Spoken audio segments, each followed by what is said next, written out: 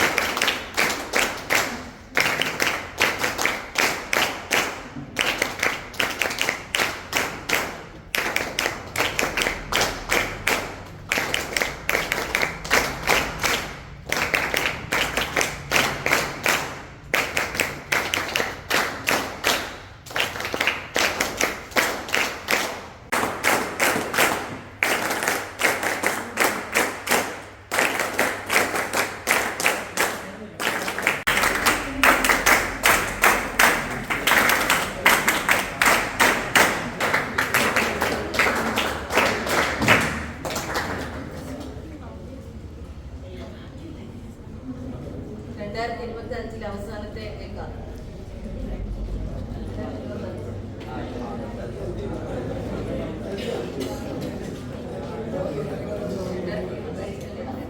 സേവന സന്നദ്ധ സംഘടനയായ ലയൺസ് ഓഫ് ഇന്റർനാഷണലിന്റെ ഏതാനും പ്രോജക്റ്റുകളിൽ ഒന്നായ യൂത്ത് എംപവർമെന്റ് പ്രോഗ്രാമിന്റെ ഭാഗമായി ഇന്ന് നിങ്ങൾക്കായി നല്ലൊരു മോട്ടിവേഷൻ ക്ലാസും അതുപോലെ തന്നെ നിങ്ങൾക്ക് നല്ലൊരു സ്നേഹ വിരുന്നും അതുപോലെ ക്രിസ്മസ് ന്യൂ ഇയർ ആഘോഷവും കൂടി ഞങ്ങൾ അരിവിട്ട ലയൺസ് ക്ലബ്ബ് ഇന്നത്തെ ദിവസത്തെ ന്യൂ ഇയർ ആഘോഷം നിങ്ങളുമായി പങ്കുവയ്ക്കാനായിട്ടാണ് എത്തിയിരിക്കുന്നത്.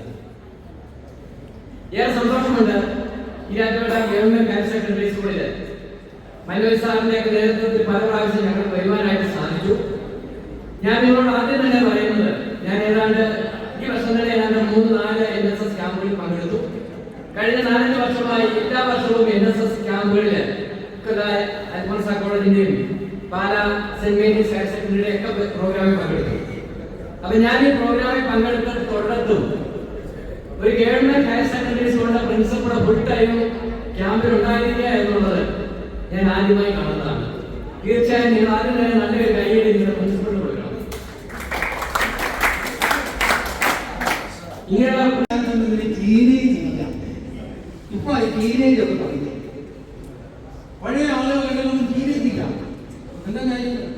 അവരൊക്കെ ഒരു 13 വയസ്സോ 14 വയസ്സാകുമ്പോൾ പെണ്ണുങ്ങളെ കുറ്റി കെട്ടി ആണുങ്ങളൊക്കെ കല്യാണം കഴിക്കും. 16-17 വയസ്സാകുമ്പോഴത്തേക്കും കുട്ടികളൊക്കെ അവർക്ക് ഫ്രീ ആണ് അല്ലേ?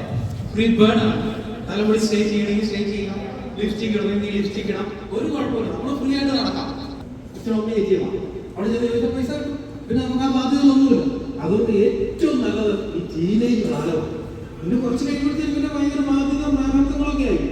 കുട്ടികളായി, വീടായി, ബാധ്യതയായി, കാർ ലോണായി, വീട് ലോണായി, നമ്മുടെ ആഗ്രഹങ്ങൾ സാധിക്കുന്നില്ല, ജോലി കിട്ടുന്നില്ല, നമ്മൾ ഉദ്ദേശിച്ച ജോലി കിട്ടിയില്ല, ഇങ്ങനെ മൊത്തം പ്രശ്നങ്ങളായിട്ട് മാറി. ഈ ടീനേജ് അതുകൊണ്ട് നിങ്ങൾ അടിച്ചു കൊടുത്ത് ആഘോഷിക്കും. കള്ളപ്പറയുന്നത് ഞാൻ പിടിക്കും. കള്ളപ്പറയില്ലേ?